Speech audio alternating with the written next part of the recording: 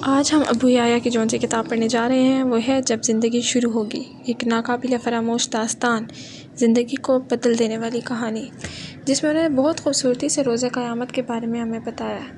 آئیے شروع کرتے ہیں۔ روزہ قیامت۔ زمین کے سینے پر ایک سلوٹ بھی باقی نہیں رہی تھی۔ دریا اور پہاڑ، کھائی اور ٹیلے، سمندر اور جنگل، غش دھرتی کا ہر نشیب مٹ چکا اور ہر فراز ختم ہو چکا تھا۔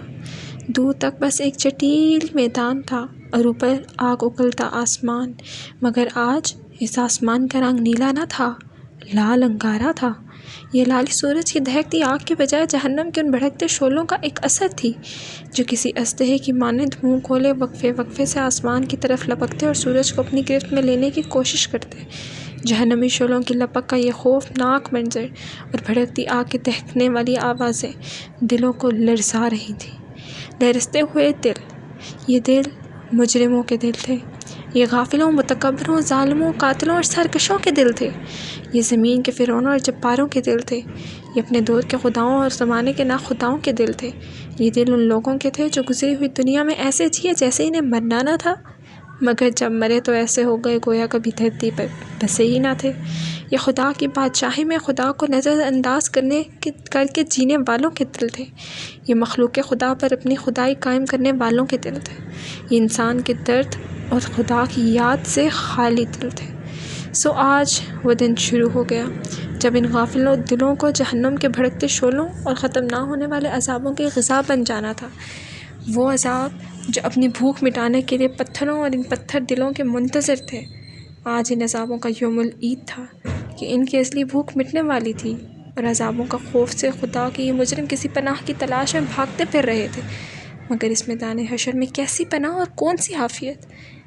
ہر جگہ آفت، مصیبت اور سختی تھی، اور پتھر دل مجرموں کے ختم نہ ہونے والی بدبختی تھی۔ خبر نہیں اس حال میں کتنے برس، کتنی صدیاں گزر چکی ہیں۔ یہ حشر کا میدان اور قیامت کا دن ہے۔ نئی زندگی شروع ہو چکی ہے، کبھی ختم نہ ہونے کے لیے۔ میں بھی حشر کے اس میدان میں گمسم کھڑا خالی آنکھوں سے سب کچھ دیکھ رہا ہوں۔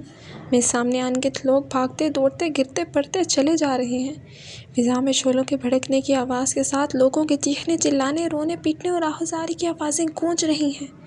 لوگ ایک دوسرے کو برا بھلا کہہ رہے ہیں، گالیاں دے رہے ہیں، لڑ جھگڑ رہے ہیں، الزام تراشی کر رہے ہیں، آپس میں گتھم گتھا ہیں۔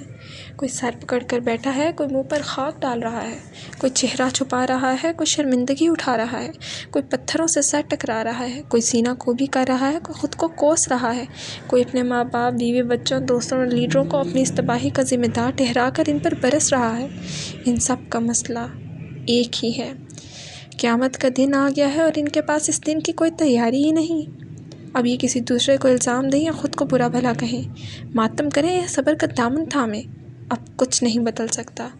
اب تو صرف انتظار ہے کائنات کے مالک کے ظہور کا، جس کے بعد حساب کتاب شروع ہوگا اور عدل کے ساتھ ہر شخص کی قسمت کا فیصلہ ہو جائے گا۔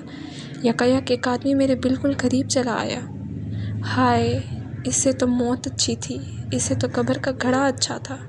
میں ارد گرد کی دنیا سے بالکل کٹ چکا تھا کہ یہ چیخ نما آواز مجھے سوچ کی وادیوں سے حقیقت کے اس میدان میں لے آئی جہاں میں بہت دیر سے گمسم کھڑا تھا۔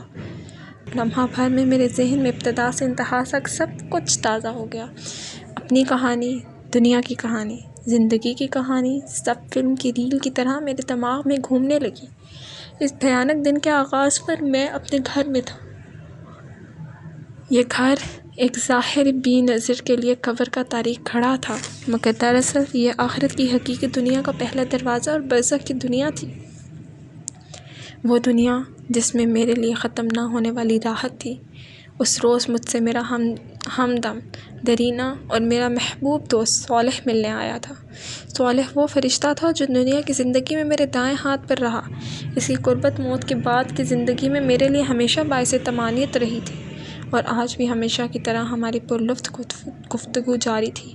دوران گفتگو میں نے اس سے پوچھا، یار یہ بتاؤ تمہاری ڈیوٹی میرے ساتھ کیوں لگائی گئی ہے؟ صالح نے جواب دیا، بات یہ ہے عبداللہ کہ میں اور میرا ساتھی دنیا میں تمہارے ساتھ ڈیوٹی کیا کرتے تھے۔